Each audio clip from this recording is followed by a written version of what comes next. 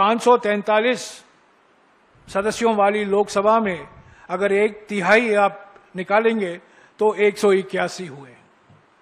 तो वो महिला आरक्षण का प्रावधान कीजिए, हम आपका पूरा समर्थन देंगे। पर ये जो परिसीमन विधेयक पेश किया गया था, हालांकि इसको कहा गया ये महिला आरक्षण अधिनियम होगा, पर महिला आरक्षण के नाम पर खतरनाक परिसीमन विधेयक लाया गया। पूरी एकता और एकजुटता से विपक्ष ने इसका विरोध किया। ये बात सही है कि 17 अप्रैल के बाद गृह मंत्री ने 1-2 विपक्ष पार्टियों को तोड़ा है। ये संविधान का अपमान है। ये चालाकी से 2/3 बहुमत पाने में ढूंढने में लगे हुए हैं। ये चालाकी से और पार्टियों को तोड़ के 2/3 बहुमत पाना, ये संविधान का अपमान है। ये एक कलंकित 2/3 बहुमत होगा। हालांकि इनको 2/3 बहुमत लोकसभा में मिलने की कोई गुंजाइश नहीं है। हम विपक्ष पार्टियों के साथ संपर्क में हैं।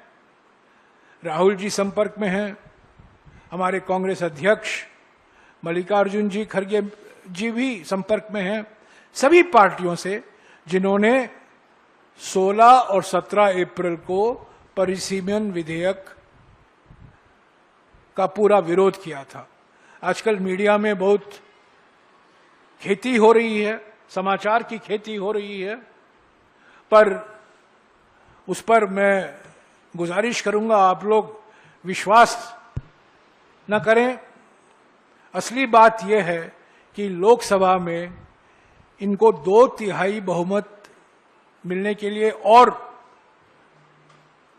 भी लंबा सफर करना होगा और ये मिलने की कोई गुंजाइश नहीं है। फिर भी मैं एक बात कहूं, ये 2/3 बहुमत कलंकित बहुमत होगा। 2/3 ये चाहते थे 2024 के चुनाव के समय 400 पार का नारा दिया था, जनता ने उनको ठुकराया, 240 सीटें मिली और अब 2/3 बहुमत की खोज में है।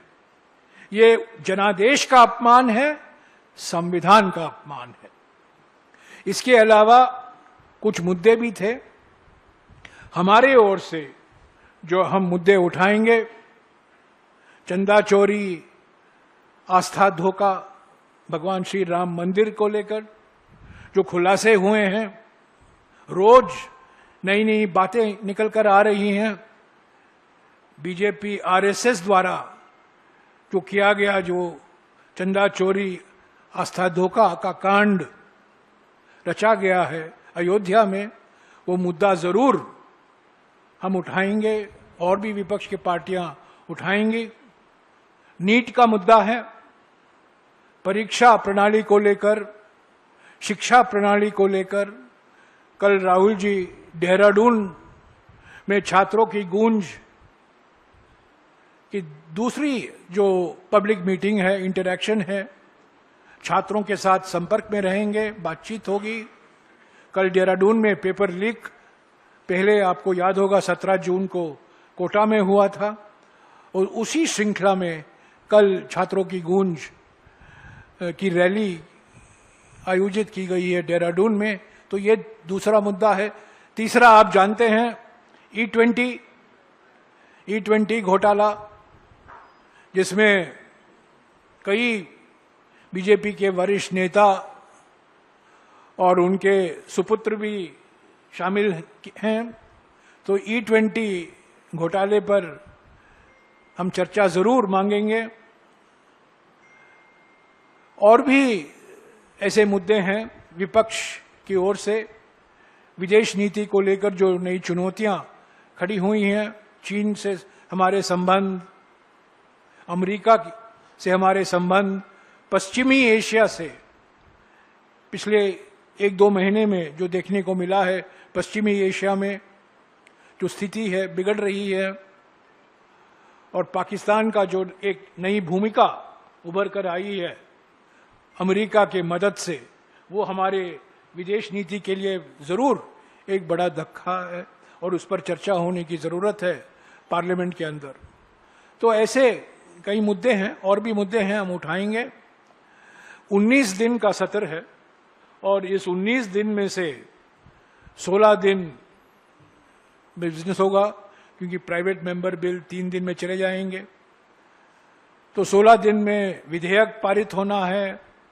जो विपक्ष मुद्दे उठाते हैं उस पर चर्चा होनी है। और हमारा अनुभव ये रहा है कि सरकार सर्वदलीय बैठक में तो मान लेती है कि आपके मुद्दों को हम प्राथमिकता देंगे, चर्चा कराएंगे, पर हमारा अनुभव रहा है कि सत्र में सिर्फ विधेयक पास होते हैं, चर्चा नहीं होती है। विपक्ष के उठाए हुए मुद्दे पर चर्चा कभी होता नहीं है। हालांकि बोलते हैं, पर बोलनी और कथनी में जमीन आसमान का फर्क है।